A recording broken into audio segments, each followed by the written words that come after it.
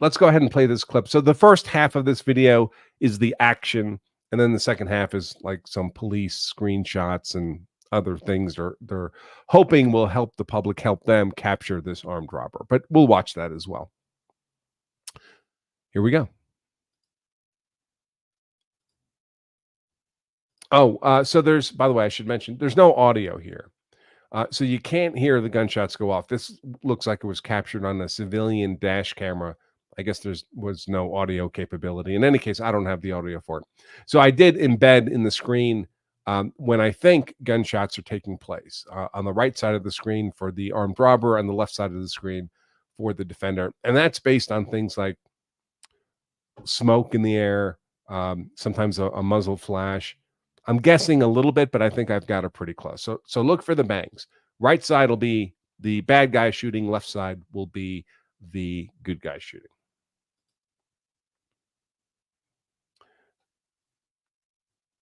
So here comes the bad guy, gun up, crappy grip. That's good. Oh, backing up. Two shots by the bad guy. It looks like gets back in his car, driving away, and here come the good guy shots. It looks to me like there's 8 of those.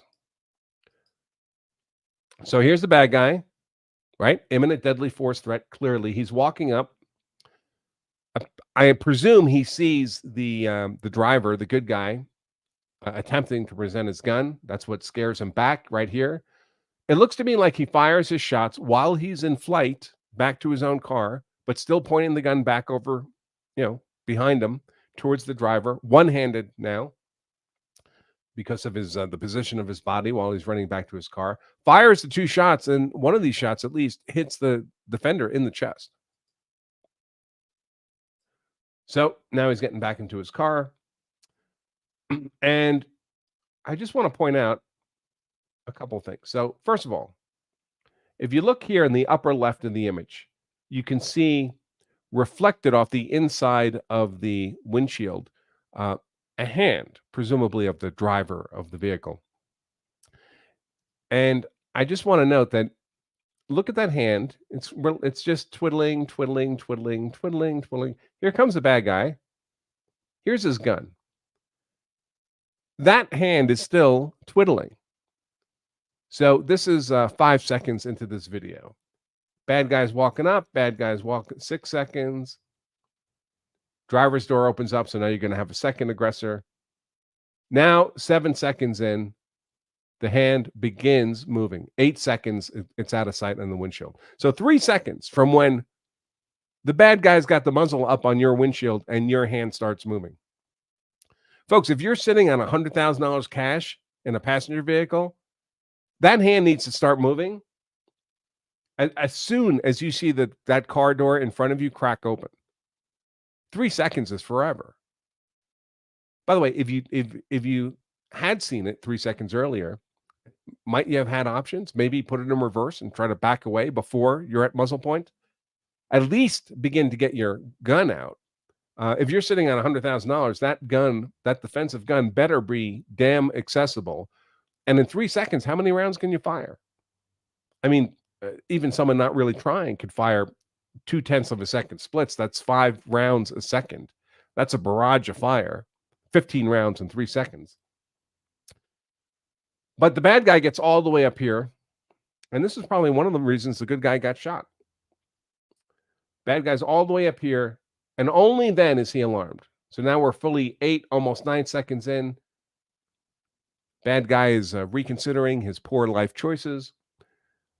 But he's close enough now that even as he's running back, right there,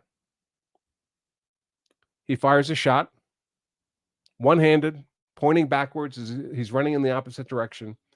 And I believe there's another shot right there, another muzzle blast. Again, running backwards away from the defender, but he still manages to get a hit because he got that close. Anybody believes he's got a front sight focus here? Nope, he's just point shooting. But because he's close, it's good enough to get a chest hit on the defender. Now he stopped shooting. He jumps back in his car. The car takes off. And now we're at 15 seconds. So from when he jumps back into his car, I mean, he fires his last shot right there. That's at 9 seconds. So 6 seconds later is how long it takes for this defender to bring his own gun into play, which would be a problem if this armed robber had been more aggressive, right? He could have done a mag dump into the windshield too. And the good guy apparently was going to take 6 seconds. 6 seconds, 5 rounds a second. That's in theory 30 seconds the bad guy could have put into the good guy before the good guy was in a position to defend himself. The real problem, of course, is here the car's already begun driving away before the good guy fires even his first shot. This is at 14 seconds. First shot's at 15 seconds. And then as it's driving away, the good guy fires a barrage of shots, roughly 0.2 of a second splits. 7, 8, I think that's the last one. So 8 rounds in 3 seconds. So longer than 0.2 of a second splits, obviously, if you do the math. The trouble is, where's the threat against persons here? Where are those 5 elements of self-defense? How is the people in this car, how are the people in the bad guy's car still presenting as an imminent deadly force threat to the victim of the armed robbery? Is there a defense of self argument here, or a defense of others argument for the pointless passenger in the good guy's car? And to the extent you're just sending rounds down the street, there's other people down here. It's only 9:30 at night. There's cars on the road. Where are those rounds going? Do we really believe that with a bullet to the chest, firing at this rate, at this distance, that the good guy's putting all those rounds into the back window of that fleeing car? Or are the rounds just screaming down the street? And remember, bullets don't miss, folks. They may not hit the intended target, but they keep going until they hit something. If this isn't justifiable self-defense, it's just felony reckless endangerment to be sending a barrage of 8 rounds down the street. And unfortunately, I don't see an ongoing imminent threat here for at least some of these rounds. Nobody's leaning out of this car as it's driving away, firing shots back at the defender. Now, I did mention we have a second video that I want to share with all of you, and that is this video. This is an armed robbery in a convenience store. Came to my attention on Twitter yesterday as well. Also involves a barrage of fire by the good guy defender. But the circumstances are sufficiently different that this barrage of fire is almost certainly legally justified, whereas this barrage of fire almost certainly is not legally justified. So, does that mean the defender here is some kind of malicious bad actor? No. He's probably the most common thing in the world. He's probably a well-intentioned, good guy who thinks that he's allowed to do this, who thinks that this conduct falls within the legal boundaries for self-defense. After all, someone just shot him in the chest. Isn't he allowed to shoot back? Unfortunately, if his argument is defense of persons, self-defense or defense of others, it looks to me like at least the element of imminence is gone.